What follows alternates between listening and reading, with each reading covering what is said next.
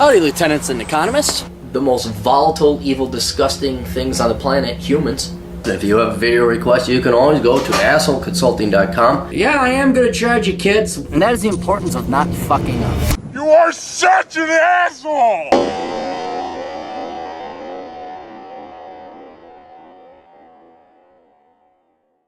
What's up, kids? assholeconsulting.com. This is a long one.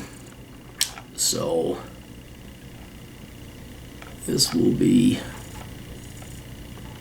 How much would you charge to come at this, attempt to debunk it with your agnostic, atheistic point of view? Google the miracle of the sun, October 13th, 1917.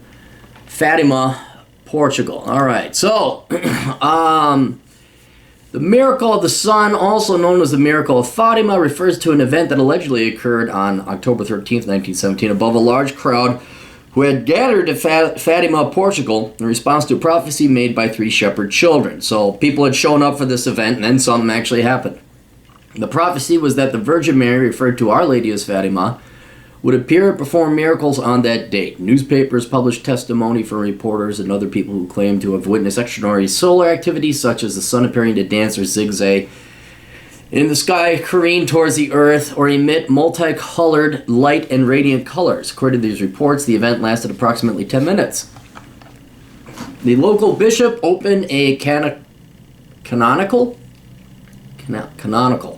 investigation of the event in November of 1917, so a month later, to review witness accounts and assess whether the alleged private revelation from Mary were compatible with Catholic theology. The local priest conducting the investigation was particularly convinced by the concurring testimony of extraordinary solar phenomenon from secular reporters, government officials, and other skeptics in attendance. Bishop Jose de Silva declared the miracle worthy of belief on October 13th, 1930, so 13 years later, permitting officially the cult of Our Lady of Fatima within the Catholic Church.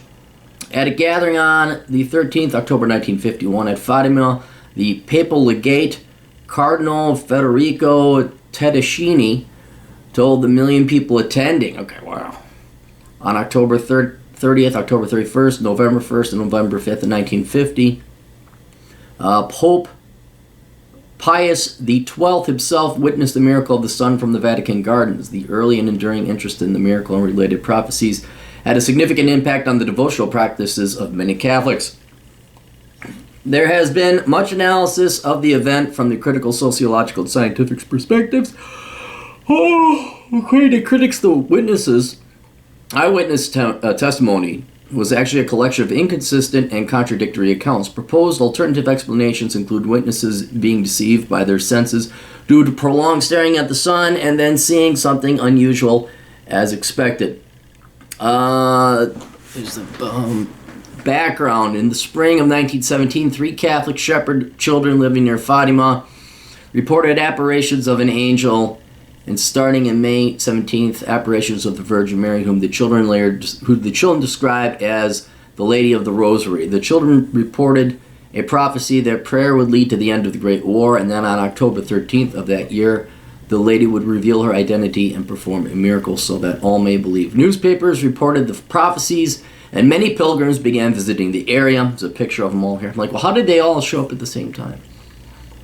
The children's account were deeply controversial, drawing intense criticism from both local secular and religious authorities. A provisional administrator briefly took the children into custody, believing the prophecies were politically motivated, in opposition to the official secular First Portuguese Republic established in 1910.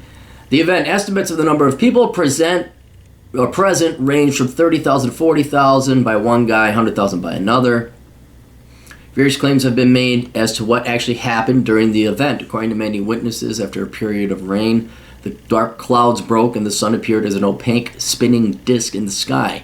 It was said to be significantly duller than normal and to cast multicolored lights across the landscape, the people, and the surrounding clouds.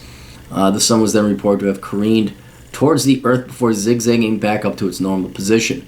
Witnesses reported that their previously wet clothes became suddenly completely dry, as well as the wet and muddy ground had been previously soaked because of the rain that had been falling. Not all the witnesses reported seeing the sun dance. Some people only saw the radiant colors. Others, including some believers, saw nothing at all.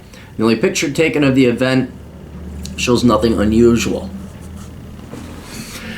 The three children who originally claimed to have seen Our Lady of Fatima also reported seeing a panorama of visions, including that of Jesus, Our Lady of Sorrows, Our Lady of Mount Carmel, and St. Joseph blessing his people. In the fourth edition of her memoirs, written in 1941, Lucia, that's one of the children, said that on occasion of their third visit to Cova de Iria, she asked the lady to tell them who she was and to perform a miracle so that everyone would believe.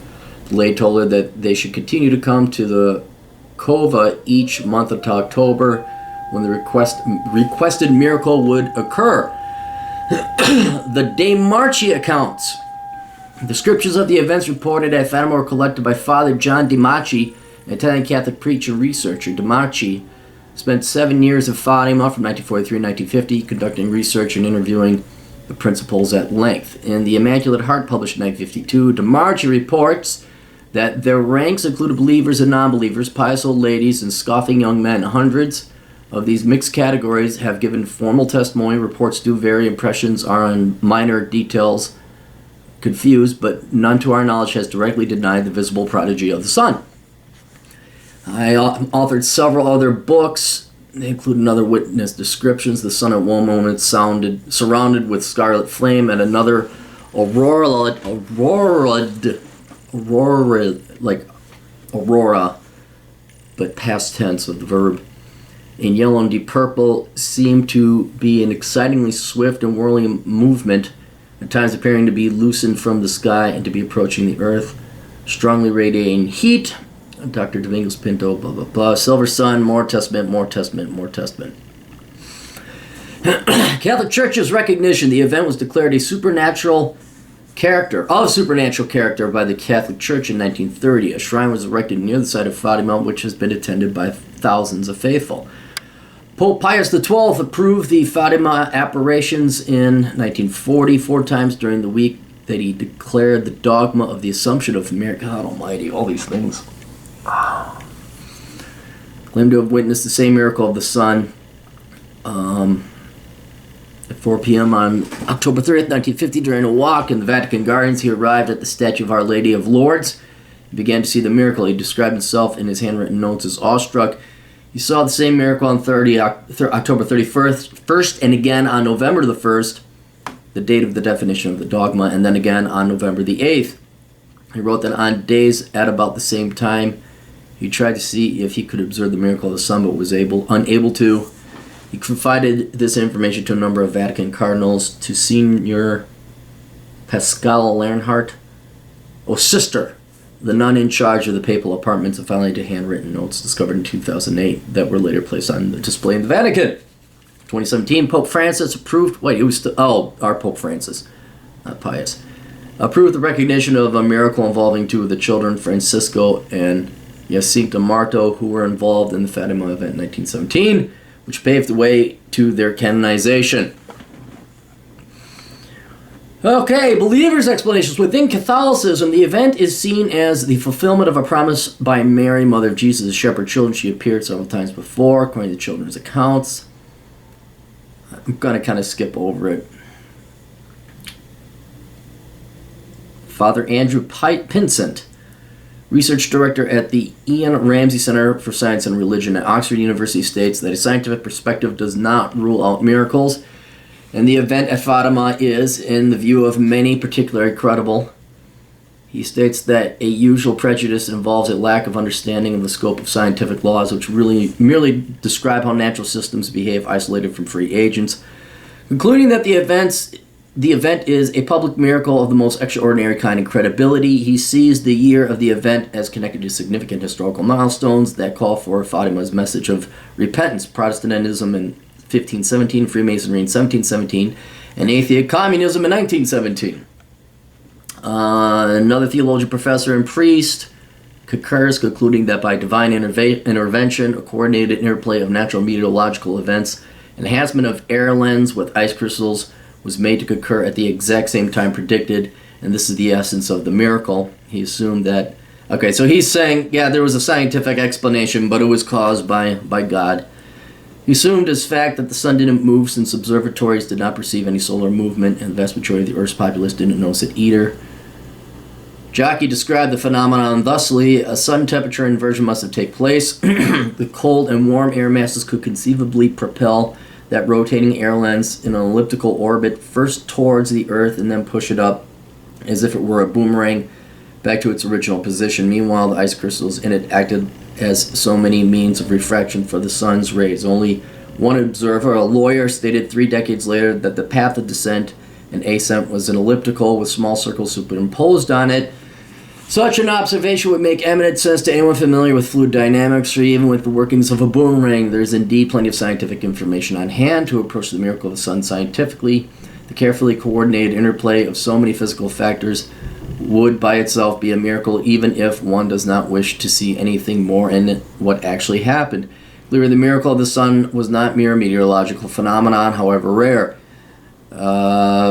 Otherwise, it would have been observed before and after, regardless of the presence of devout clouds or not. I merely claim, which I did in my other writings on miracles, that in producing miracles, God often makes use of natural substratum by greatly enhancing his physical components and their interactions.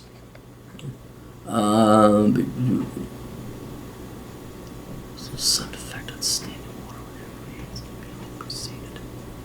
The event to be genuine. Criticisms, all right. A perihelion in rainbow colors photographed in 2005. Oh. Theologians, scientists, and skeptics have responded to claims that conflict with the established scientific knowledge regarding the behavior of the sun. Science writer Benjamin Radford maintains that the sun did not really dance in the sky. We know this, of course, because everyone on Earth is under the same sun. And if the closest dying star to a sun began doing celestial gymnastics, a few billion other people would surely have reported it and died. Radford wrote that psychological factors such as power of suggestion and pareidolia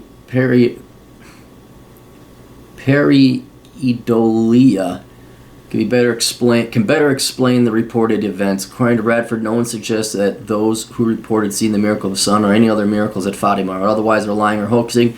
Said they are very likely experienced what they claim to. That experience took place mostly in their minds. In The Evidence for Visions of the Virgin Mary, Ken McClure wrote that the crowd at Cova de Iria may have been expecting to see signs in the sun, since similar phenomena have been reported in weeks leading up to the miracle.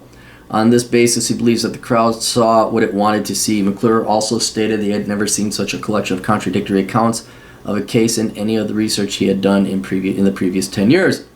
According to theologian Lisa Schwiebel, claims of the miracle present a number of difficulties. Schwiebel states not only did all those present not see the phenomenon, but also there are considered inconsistencies among witnesses as to what they did see.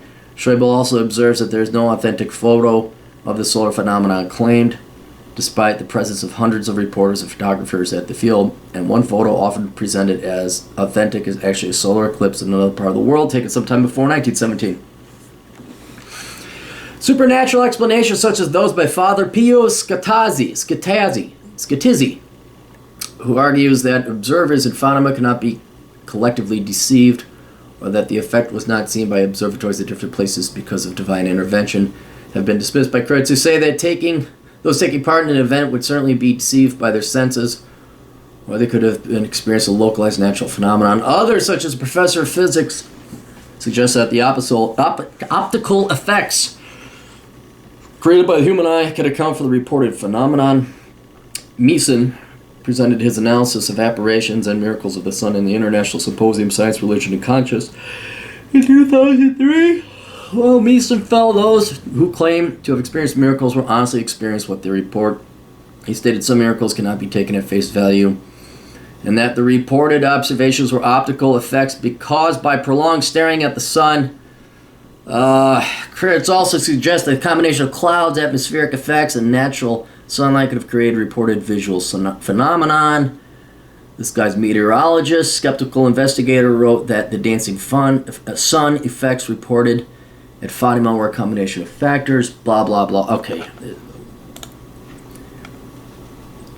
to debunk it with my, well, here's the thing.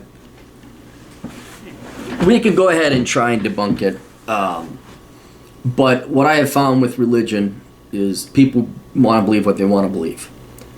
And we don't have to say religion. We could say in politics. Have you ever tried to convince a know-it-all millennial that has a master's degree in the liberal arts? You're not convincing liberals or leftists because they choose to believe it. And it's whether or not you believe in a religion or not, I'm going to be more along the lines of science, because science has predicted more and more things. Science is provable.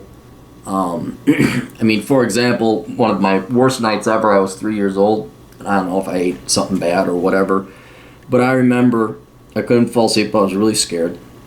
And I saw a fang, like a Dracula, Kermit the Frog, disemboweling Miss Piggy on the kitchen table.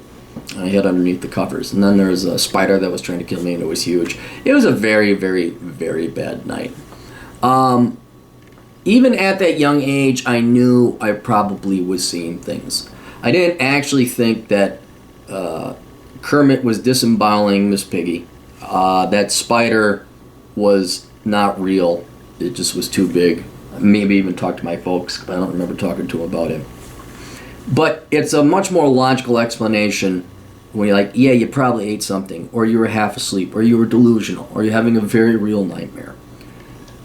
And this has a fair amount of plausible scientific meteorological explanations. I like kind of the skew or the angle of one of the fathers or priests there who said, hey, just because it's a natural phenomenon doesn't mean God didn't make it happen that way. That's a logical and intelligent argument, I'd say. But I don't think atheist or agnostic, I don't believe it really happened. I'm sure it happened. Some phenomenal, some weather phenomena did occur, but it was not divinely inspired. It wasn't caused by God. It is very interesting timing with the kids, but it's coincidence, it's statistics. And I don't know. I'd like to see a couple more miracles, so I sound like, oh, hang on. But no, I don't. I really don't believe it. And my debunking would go through the scientific method, but I think it's a fruitless exercise because people, dude, they see the Virgin Mary in pieces of toast, and they come all over the place. Oh, look, I saw the Virgin Mary, and this came out of this mud hut that I built, and it just looked like her. And then people go and pray.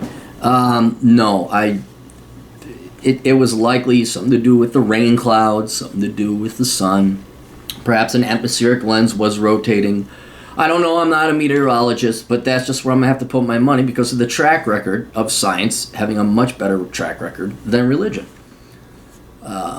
This doesn't mean that, you shouldn't go and believe religion. Doesn't mean, I'm agnostic. I'm not atheist. I keep confusing people with that. I'm not saying don't go to church. I'm not saying religion's bad for you. But I'm very, yes, I would have to be the one to put the finger into the old J.C. Meister's hand to say, oh, you're doubting. Yes, I am a doubting Thomas. I most certainly am.